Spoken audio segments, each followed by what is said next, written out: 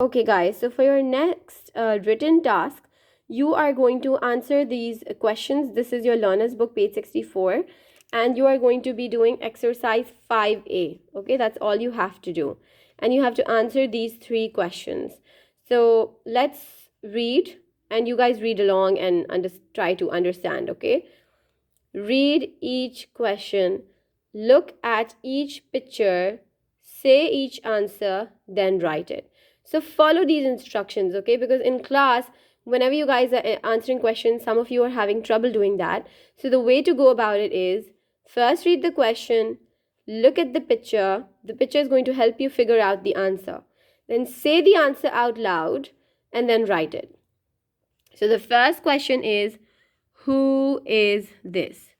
Who is this in the picture? It's a very easy answer, and I want you guys to write a sentence, okay? This is, and then you write the name.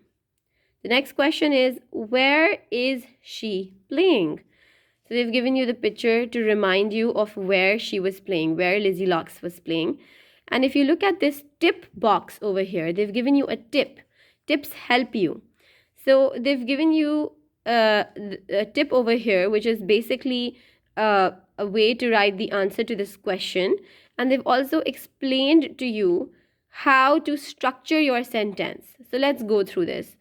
Remember to check the structure of your sentence. Who, verb, where. Does your sentence have a person in it? Yes, the person is Lizzie Locks. Is there a verb? Yes, the verb is playing. And is there a where? Where is this happening? Yes, in the woods. Lizzie Locks is playing in the woods. This is what a complete sentence looks like. Okay, something, it has a person, it has a verb, and it has a where. Obviously, not all sentences can be made like this, but when it is required, then it's important to write a complete sentence. The next question is, what does she do in the house? And in order to help you, they've given you these pictures.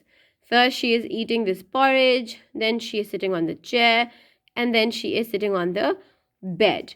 Now, I've also, just to make sure that you guys know how to do this in your copy, you are going to write a day, classwork date, obviously, and this is your heading. You will write LB page 64, and then you don't have to copy the questions, you will just write the answers.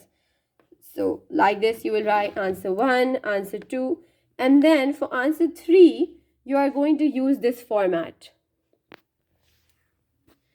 For answer 3, you are going to use this format. She, you will fill in the blank over here. What is she doing first? Look at the picture and think, what did she do first? She, then, and then you have another blank, then you fill this in, and then you fill in this blank, because she did 3 things. So you have to write 3 things.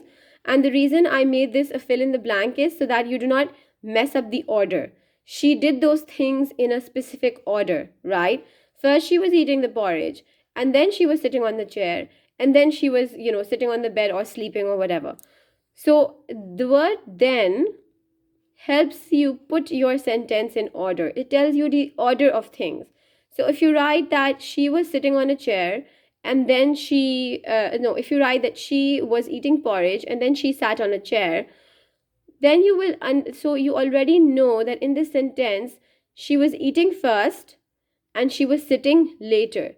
Then tells you the order of the way things happened. And over here I've added and as well. You guys know that these days I've been encouraging you to use the word and to join your sentences, to join ideas in a sentence.